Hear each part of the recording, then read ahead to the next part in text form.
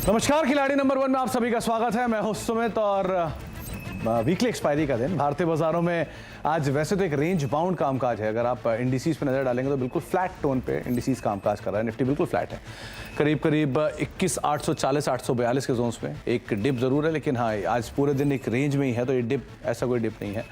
एक दायरे के अंदर ही इंडेक्स कामकाज कर रहा है सुबह से। निफ्टी भी, सेंसेक्स भी। निफ्टी बैंक के केस में हालांकि आज थोड़ी सी सिचुएशन फ्लैटिश साइड पर वहाँ पर भी है। निफ्टी बैंक बिल्कुल फ्लैट है और करीब 26 अंकों के आसपास गिरावट है। मिड कैप स्मॉल कैप के केस में मिड कैप हरे निशान में है, करीब 1% ऊपर, और स्मॉल कैप भी हरे निशान में है, करीब 1.25% ऊपर ये कामकाज कर रहा है, जिसकी वजह से एटलीस्ट एडवांस डिक्लाइन आपको तेजी में दिखाई पड़ेगा।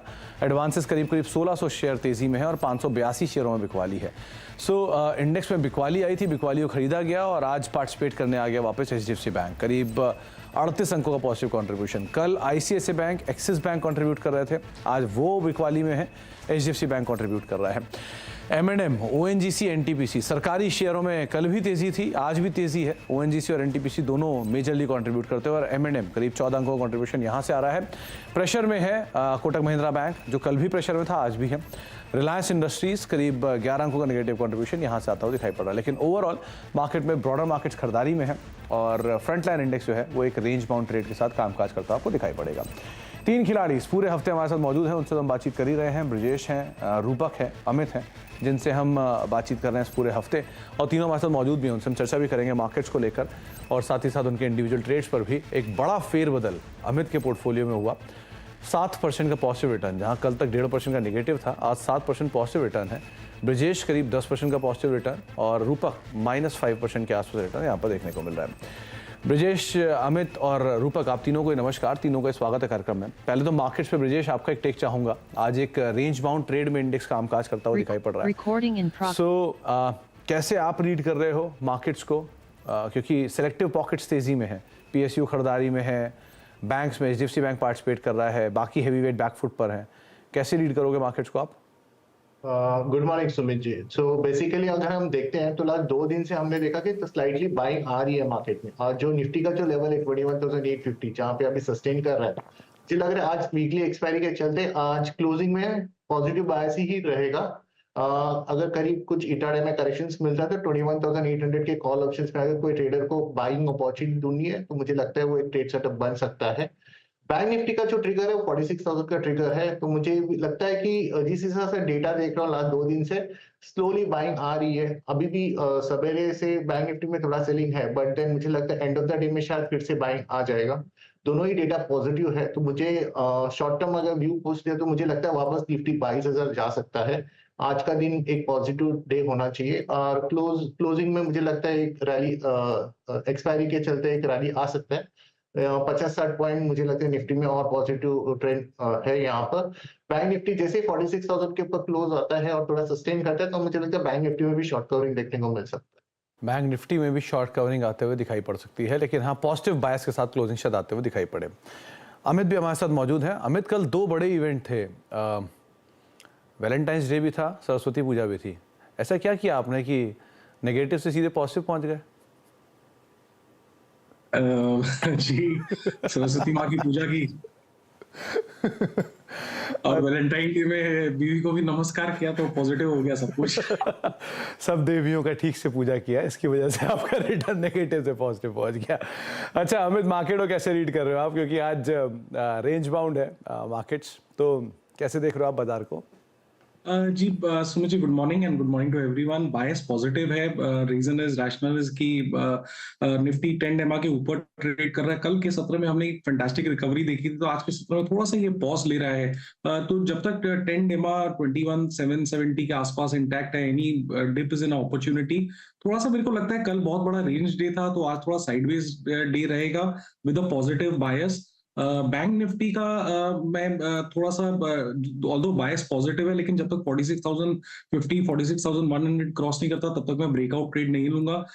थोड़ा सा बैंक निफ्टी को अवॉइड करूंगा ट्रेडिंग पॉइंट ऑफ व्यू से, intraday trading point of view से, और ओवरऑल स्टॉक स्पेसिफिक रहूंगा। तो स्टॉक स्पेसिफिक रहने की ज़्यादा ज़रूरत है बाजार में, लेकिन इंडेक्स फ्रंट पर हाँ एक दायरे के अंदर ही कामकाज होता हुआ दिखाई पड़ रहा है। इस बीच एक और बड़ी खबर, अभी कुछ देर पहले नीरज जी बातचीत भी कर रहे थे इसी खबर पर असीम से, लेकिन अभी एक इंपॉर्टेंट खबर इलेक्टोरल बॉन्ड को लेकर सुप्रीम कोर्ट की तरफ से फैसला आता हुआ दिखाई पड़ रहा है कि सुप्रीम कोर्ट ने इलेक्टोरल बॉन्ड के ऊपर रोक लगा दी है। एक बड़ा डेवलपमेंट जो कि अब आता हुआ दिखाई पड़ रहा है। पहले इस पे जब सुनवाई चल ही रही थी उसी समय हमने असीम से बातचीत की थी, लेकिन उस सुनवाई के बीच में ये जो बड़ा फैसला आता हुआ दिखाई पड़ रहा है कि सुप्रीम कोर्ट ने इलेक्टोरल बॉन्ड के ऊपर रोक लगा दी है, और वो भी तब जबकि चुनाव इसी साल है, उससे ठीक पहले ये एक फैसला सुप्रीम कोर्ट की तरफ से आता हुआ दिखाई पड़ रहा है। किस तरह के इसके इम्प्लीकेशन रहेंगे, इस पर नीरज जी हमारे साथ वापस मौजूद भी हैं।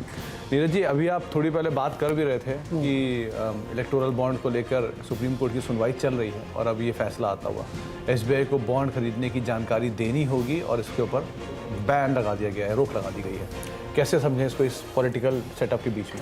ये बहुत ही अहम और महत्वपूर्ण फैसला है कि बॉन्ड जो इलेक्टोरल बॉन्ड थे उस पर पूरी तरीके से रोक लगा दी गई है। दूसरा, जो इसको इनकम टैक्स से जोड़ा गया था, जब किसी आप पार्टी को चंदा देते तो आपको इनकम टैक्स रिबेट मिलती थी, वो रिबेट भी खत्म कर दी है, उसको अनकॉन्स्टिट्यूशनल बताया गया है। तो ये इस लिहाज से बहुत बड़ा फैसला है कि पॉलिटिकल पार्टीज़ के लिए चंदा देने की एक जो नया सिस्टम बनाया गया था वो सिस्टम पूरी तरीके से खारिज है, क्योंकि उसके पीछे लॉजिक ये दिया गया है कि जनता को ये जानने का अधिकार है कि कौन सी पार्टी को किसने चंदा दिया। अगर वह RTI के थ्रू, आर्टिकल 19 के थ्रू लगाता है अपनी रोज, तो बताना पड़ेगा पार्टी को। बॉन्ड का मूल उद्देश्य यही था कि एनोनिमिटी बनी रहे, कि लोगों के अंदर दबाव न हो कि मैं किसी पार्टी को अगर चंदा दे रहा हूं तो मुझे दूसरी पार्टी का नाराज़गी झेलनी पड़ेगी। इसको मेंटेन, एनोनिमिटी मेंटेन करने के लिए बॉन्ड लाए गए थे, लेकिन इस फैसले को पूरा उलट दिया गया है कि नहीं, अब आपको अगर किसी ने चंदा दिया तो आपको बताना पड़ेगा। और ये अरुण जेटली जब थे तब वो ये लेके आए थे फैसला, और SBI इसको जारी करती थी। तो इनडायरेक्टली अगर आप कह सकते हैं कि SBI के पास तो जानकारी होती थी कि किसने दिया। तो जैसे जब हम लोग असीम को भी जोड़िएगा, तो असीम से जब हम लोग बात करें तो असीम ने कहा था कि क्विड प्रोको की संभावना है कि मान लीजिए मैंने आपको बॉन्ड दिए, हमारी तरफ से, हमारी कंपनी की तरफ से बहुत सारे बॉन्ड अगर आप किसी एक पार्टी को दिए गए तो उसके बदले में कोई फेवर लिया जा सकता है, इससे इनकार नहीं किया जा सकता। ये संभावना बनी हुई, क्विड प्रोको हो सकता है। तो उस संभावना को देखते हुए प्लस ये जानने की शक्ति के आधार से कि किसने दिया है, ये फैसले को अनकॉन्स्टिट्यूशनल कर दिया गया और खारिज कर दिया गया। तो इसमें दूसरा अपडेट भी आ रहा है कि अप्रैल 2019 से लेकर अब तक की सारी जानकारी भी देनी है और अगले 6 हफ्ते में जानकारी देनी है। बिल्कुल। तो ये और इसको एग्रीवेट कर देता है, एग्रीवेट करेगा कि किसने दिया चंदा, वो सामने आ जाएगा। असीम हमारे साथ जुड़ गया। असीम, एग्जैक्टली मुझे 2 लाइन में बताइए क्या क्या डिसीजन लिए गए? देखिए, सुप्रीम कोर्ट ने इस पूरी स्कीम को असंवैधानिक ठहराया। सुप्रीम कोर्ट ने कहा कि ये जो फंडामेंटल राइट है, राइट टू इन्फॉर्मेशन, आर्टिकल 19(1) का, उसका पूरी तरह से उल्लंघन है। ऐसे में हम इसको स्ट्राइक डाउन कर रहे हैं। सुप्रीम कोर्ट ने कहा कि जो जनता है उसके पास जानने का अधिकार है कि कौन फंडिंग दे रहा है, सरकार का पैसा कहाँ से आ रहा है, कहाँ से नहीं जा रहा। सुप्रीम कोर्ट ने ये भी कहा कि जो पॉलिटिकल पार्टीज है उनकी जो फंडिंग आ रही है उसमें खासतौर पर कुछ क्विड प्रो को हो सकता है, कोई पार्टी किसी भी से फंड ले रही है चुनावी बॉन्ड के जरिए और उसको किसी तरह का क्विड प्रो को यहाँ पर मिल सकता है। तो ऐसे में सुप्रीम कोर्ट ने सीधे पूरी स्कीम को स्ट्राइक डाउन कर दिया है। साथ ही SBI को निर्देश दिए कि जो चुनाव आयोग है उसको पूरी जानकारी दे कि 2019 से लेकर के अब तक किसको पैसा गया है, कहां से ये पैसा गया है, वो सारी जानकारी देनी पड़ेगी। SBI को अगले 6 महीने का वक्त वहां पर दिया गया। तो पूरी तरह से ये जो स्कीम लेकर के आए थे वित्त मंत्री अरुण जेटली, इसको सुप्रीम कोर्ट ने अनकॉन्स्टिट्यूशनल ठहराया और इसको पूरी तरह से खारिज कर दिया, यानी कि अब कोई भी इलेक्टोरल बॉन्ड आगे नहीं दे सकेगा यहाँ पर। बिल्कुल, कोई भी इलेक्टोरल बॉन्ड नहीं बिकेगा और अप्रैल 19 से लेकर के टिल डेट सारी जानकारी अवेलेबल कराई जाएगी कि किसने कितने बॉन्ड खरीदे और किसको दिए। नहीं तो मतलब it's too early to say anything, लेकिन इसका पॉलिटिकल इम्प्लीकेशन कैसे समझें? देखिए, इसका पॉलिटिकल इम्प्लीकेशन ऐसा है कि मान लीजिए अभी हमको एग्जैक्ट अमाउंट नहीं मालूम कि कितना दिया जा चुका है, मान लो 10-20 हज़ार, 10,000, 5,000 करोड़ मान लीजिए है, तो किसी एक पार्टी के पास होगा। तो इससे इम्प्लीकेशन ये होगा कि जिसको ज़्यादा मिल रहे थे हो सकता है उसको अब बैलेंस आउट हो, कम मिले, दूसरी पार्टियों को भी मिलेंगे, क्योंकि या नहीं भी मिल सकते हैं। मान लीजिए मैं डर के मारे आपको पैसे दे रहा था कि आपको नहीं दूंगा तो आप नाराज़ हो जाओगे, और किसी दूसरे को मैं नहीं दे रहा था। अब लेकिन सब ओपन, वाइड ओपन हो गया, तो मैं आपको भी नहीं दूंगा, इनको भी नहीं दूंगा। एक परिस्थिति हो सकती है, या मैं आपको भी थोड़ा दूंगा, इनको भी थोड़ा दूंगा, दूसरी परिस्थिति हो सकती है। तीसरी हो सकती है कि मैं आपको थोड़ा दूंगा, इनको बिल्कुल नहीं दूंगा। ये कुछ भी हो सकता है, उम्मीदें लग रही थी। ये हाँ, ये तो अलग अलग की कैसे लगती है, लेकिन इसकी ये गारंटी नहीं कि मैंने आप की बजाय अब मैं उनको देना शुरू कर दूंगा, ये नहीं होगा। हो सकता मैं दूं ही नहीं। तो चुनाव के साल में, बट हाँ, चुनाव के साल में नहीं, चुनाव के महीनों में, मात्र 55 दिन बाकी है चुनाव शुरू होने में। 55 दिन पहले ये फैसला बहुत ही महत्वपूर्ण है सभी राजनीतिक दलों के लिए, क्योंकि चुनाव हमारे भारत का बहुत खर्चीला होता है। एक अनुमान है करीब 98,000 करोड़ रुपए खर्च होते हैं लोकसभा चुनाव में। तो इतनी बड़ी रकम जहाँ पे खर्च हो रही है, वहाँ पे पार्टीज के पास फंडिंग की बहुत ज़रूरत लगती है। अब ये बहुत ही मतलब कड़वा सच है कि बिना पैसे के आप चुनाव नहीं लड़ सकते हैं। एक एमएलए के चुनाव में 10-15 करोड़ खर्च हो जाते हैं। तो ये पैसा आता कहाँ से? अब बैंक से तो निकालने के लिए कोई खर्च नहीं करता। जो लिमिट बना रखी है चुनाव आयोग ने कि एमपी के लिए इतना, एमएलए के लिए इतना, वो तो इतना मिनिस्क्यूल है कि उसमें तो आप प्रधानी चुनाव नहीं जीत सकते आप। तो अब वो पैसा कहाँ से आता था?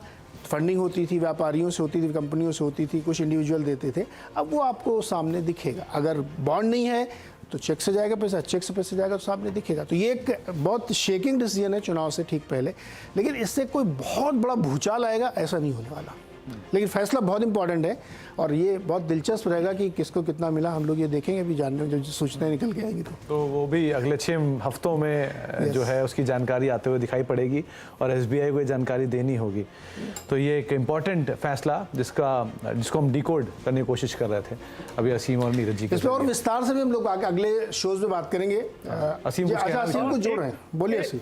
एक चीज छोटी सी ऐड कर रहे तो अभी किस पार्टी को कितना मिला ये ऑलरेडी नोन है, लेकिन किसने कितना किसको दिया वो ऑलरेडी नोन नहीं होता।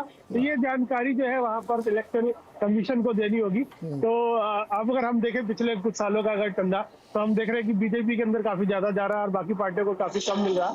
लेकिन फिर भी अब इलेक्शन कमीशन को ये जानकारी एसबीआई को मुहैया करानी पड़ेगी कि कौन से व्यक्ति ने कितना दिया। लेकिन इलेक्शन कमीशन उसको चुनाव से पहले सार्वजनिक करेगा या नहीं करेगा ये भी देखना होगा, क्योंकि 6 हफ्ते के अंदर चुनाव भी यहाँ पर घोषित हो जाएंगे। असीम, ये बहुत इंपॉर्टेंट पॉइंट यही था कि किसने दिया ये जानने में। अच्छा, शायद मैं अगर गलत नहीं हूँ तो 90% तक एक ही पार्टी को जाता था। जी राइट। अगर अभी थोड़ी देर में मैं आपको डाटा निकाल करके दूंगा, लेकिन हमने जो पहले हमने देखा कि वो 70 to 80% एक ही पार्टी को जा रहा है और बाकी पार्टी में उससे कम जा रहा था। ये है, लेकिन डाटा भी थोड़ी देर में आपके सामने होगा इसका किस पार्टी को कितना है। चलिए असीम, बहुत बहुत शुक्रिया असीम, ये पहले खबर हमें सबसे पहले बताने के लिए और हमारे साथ बने रहने के लिए। और नीरज जी आपका बहुत बहुत शुक्रिया। थोड़ा इंटरेस्टिंग खबर है और एक इम्पॉर्टेंट फैसला है जो कि अभी हुआ, इस पर हम बातचीत कर रहे थे, लेकिन आगे भी इस पर हम चर्चा लगातार करते रहेंगे। लौटते हैं वापस मार्केट की तरफ और तीनों जानकार हमारे साथ बने हुए हैं। अपनी जो कॉल्स है उसका समय लेते हैं। तो शुरुआत अब सीधे कॉल से ही करता हूँ। रूपक, आपकी तरफ से, क्योंकि रूपक का पोर्टफोलियो पहले अच्छा लेकर आइए, किस तरह का उनका पोर्टफोलियो और कौन कौन सी कॉल्स का स्कोप उनके पास बचता है। तो रूपक के पोर्टफोलियो में नाल्को है उनके पास जो होल्ड है, न्यू इंडिया एश्योरेंस है जो कि होल्ड है, और जाइडस में वो प्रॉफिट्स को बुक कर चुके हैं। अब एक कॉल का स्कोप रूपक के पास बचता है। रूपक, आपकी तरफ से पहली और इकलौती कॉल। मेरे कॉल रहेगा पेट्रोनेट पे।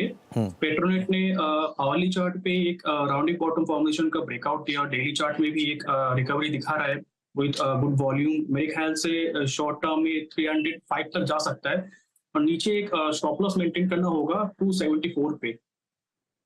274 का स्टॉप लॉस और 305 के अराउंड के टारगेट शायद बनते हुए दिखाई पड़े। आप पेट्रोनेट पे लॉन्ग जा सकते हैं 282-83 पे डे हाई के आसपास पेट्रोनेट कामकाज कर रहा है।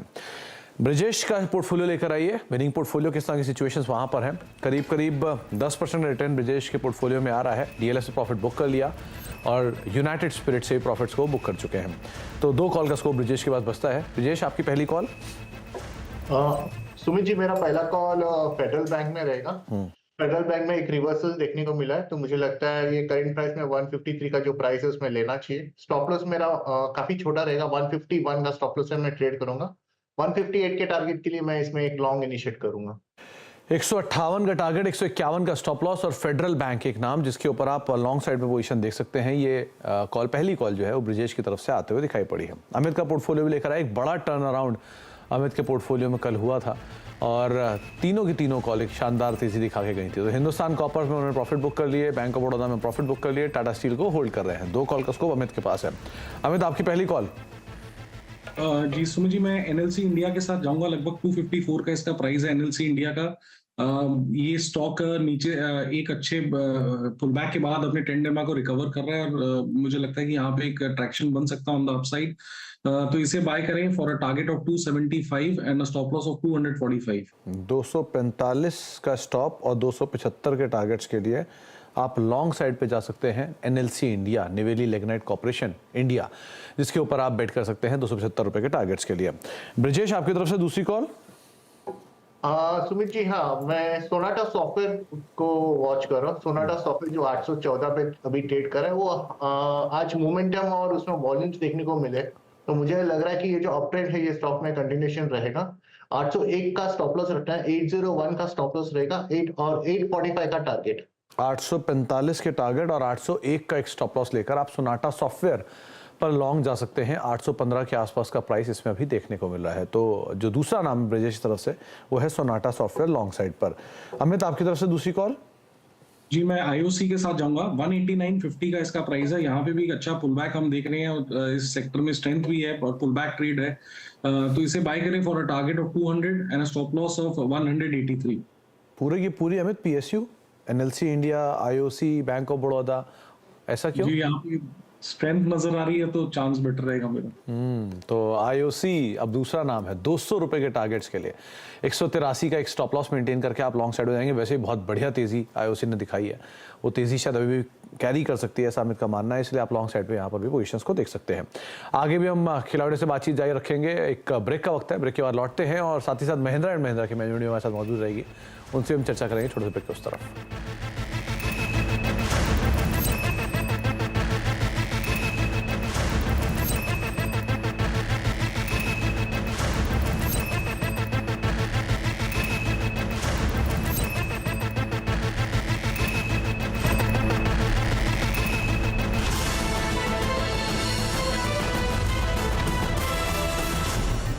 Vogia Steel presents मजबूत स्टॉक्स ऑफ द डे। एक आवाज जो कभी दबती नहीं, ये वो चैनल नहीं है जहाँ पे शोर मचा के आप डिबेट करें। एक आवाज जो सामने लाती है असली मुद्दे। भगवान राम और रामचरितमानस पे इस तरीके की टिप्पणियां राजनीति से प्रेरित हैं क्या? एक आवाज जो सिर्फ देश को रखे आगे। क्या बिहार में अब 2024 का चुनाव मंडल और कमंडल के बीच में होगा? बहस के शोर से अलग देश की सबसे असरदार बहस देखिए आवाज अड्डा। मार्केट के आखिरी 1.5 घंटे का सारा एक्शन। फेड के मिनट्स अगर डबिश आ गए तो एक मार्केट को बहुत बड़ा ट्रिगर मिलेगा, एक अच्छा सपोर्ट मिलेगा। क्लोजिंग बेल बजने से पहले कीजिए जबरदस्त कमाई। भारतीय बाजारों में आज थोड़ी सी उठापटक दिखाई दे रहा है, लेकिन नजरें होंगी कि क्या ट्रेड आपने पकड़ना है। डिसाइसिव वक्त है कि आप अपने प्रॉफिट्स को कैश में कन्वर्ट कर लें। जाने माने एक्सपर्ट्स के साथ मुझे लगता है ये डिप को एक बाइंग अपॉर्चुनिटी की तरह देखना चाहिए। देखिए कमाई का अड्डा। फ्यूचर एक्सप्रेस में आप सभी का स्वागत है। एफएनओ मार्केट का हर एक्शन। मेजरली आपको वो शेयर तेजी में दिखाई पड़ेंगे जहां पर हैवी वेट्स या बाइंग है भी तो बहुत सेलेक्टिव है, लेकिन प्रेशर बैंक्स में। कॉल ऑप्शन ले या पुट ऑप्शन। एक मोमेंटम चालू हो गया बैंक निफ्टी में टुवर्ड्स सेल टारगेट्स 37,500 भी लेके जा सकता है। जानिए किन स्टॉक्स में होगी आपकी जबरदस्त कमाई।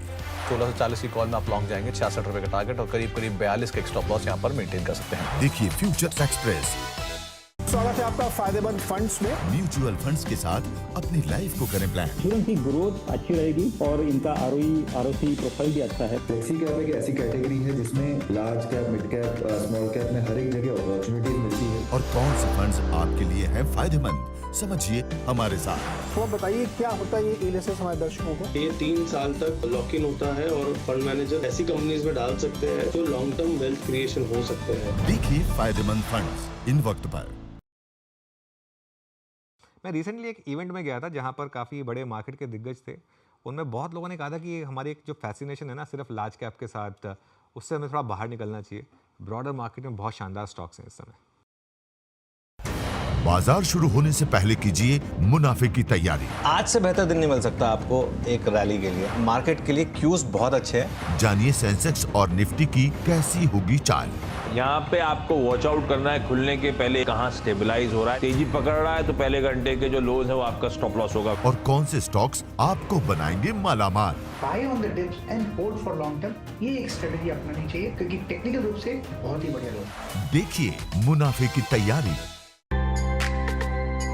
धमाकेदार लाइव शो। मैं आज सूरत, लखनऊ, चेन्नई जाना है। महिलाओं की निवेश से जुड़ी हर क्वेरी का सॉल्यूशन। 4-5 साल पहले जो शेयर्स लिए थे, कुछ लॉस में है, कुछ प्रॉफिट में है। मेरे पास 600 शेयर्स हैं, क्या इनको होल्ड ऑन रखना चाहिए? कौन सा टारगेट होगा ताकि मुझे अच्छा प्रॉफिट हो? बेहतरीन इन्वेस्टमेंट आइडियाज जाने माने मार्केट एक्सपर्ट्स के साथ। पार्शियल प्रॉफिट की मैं राय दूंगा। तो इन्होंने जो निवेश की थी पूंजी, वो तो लौट आएगी और थोड़ा बहुत मुनाफा भी लौट आएगा। देखिए सास बहू और सेंसेक्स सिर्फ CNBC आवाज पर। निफ्टी का ये लेवल 30,440 अगर होल्ड कर रहा है तो शायद हमारा दिन अच्छा हो सकता है। अपने पहले ट्रेड से बनाइए अपनी हर मॉर्निंग को रॉकिंग। लॉजिकली अगर इतना रुपये वीक होगा तो बैंक्स गिरने चाहिए और IT चलना चाहिए। मार्केट के सबसे अनुभवी और भरोसेमंद एक्सपर्ट्स के साथ। जिस तरह से स्ट्रेंथ बनी है, ये 325 पे रखना है। बुल या बियर के फियर फैक्टर को कहिए गुड बाय। मार्केट अब स्टेबिलिटी दिखा रहा है, तो अब आप बाकी स्टॉक्स पर एक कॉल ले सकते हैं। देखिए पहला सौदा CNBC आवाज पर। SBI का ट्रेड करने का तरीका क्या रहा है पिछले 3 साल में? आप एक बार SBI का 3 साल का व्यू वो चार्ट अगर देख लें, 1 साल में ज़रूर इसने अंडर परफॉर्म किया है। 1 साल में मेरे ख्याल से अब ये स्टॉक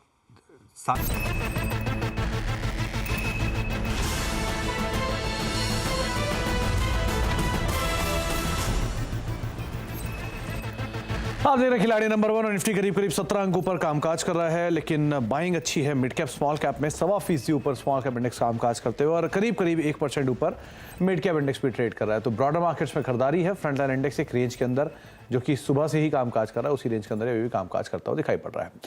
एक एक करके तीनों खिलाड़ियों के जो पोर्टफोलियोज हैं उनके ऊपर नजर डालते हैं और रिटर्न्स देख लेते हैं। सबसे पहले ब्रिजेश जी का पोर्टफोलियो आया है। तो ब्रिजेश जी के पोर्टफोलियो में फेडरल बैंक और सोनाटा सॉफ्टवेयर दोनों नए एडिशन है। 158 रुपये के टारगेट्स के लिए खरीदारी की राय, और सोनाटा सॉफ्टवेयर 845 रुपये के टारगेट्स के लिए खरीदारी करके चलने की राय। 801 का स्टॉप लॉस है। रिटर्न वाइज फेडरल बैंक 1/4% का कंट्रीब्यूशन पॉजिटिव और सोनाटा सॉफ्टवेयर 0.5% के आसपास का नेगेटिव कंट्रीब्यूशन देता हुआ दिखाई पड़ रहा है। इसके अलावा रूपक का पोर्टफोलियो में 2 कॉल्स ऑलरेडी थी और एक और नया एडिशन पूरा PSU। नाल्को 174 रुपये के टारगेट्स के लिए, न्यू इंडिया एश्योरेंस 290 के टारगेट्स के लिए और पेट्रोनेट करीब 300 रुपये के टारगेट्स के लिए यहाँ पर लॉन्ग करके जाने की राय उनकी तरफ से आई हुई है। कंट्रीब्यूशन वाइज अगर देखेंगे तो नाल्को 2% का contribution, new India assurance flat और पेट्रोनेट करीब 1% के आसपास कंट्रीब्यूशन ये भी देता हुआ दिखाई पड़ रहा है।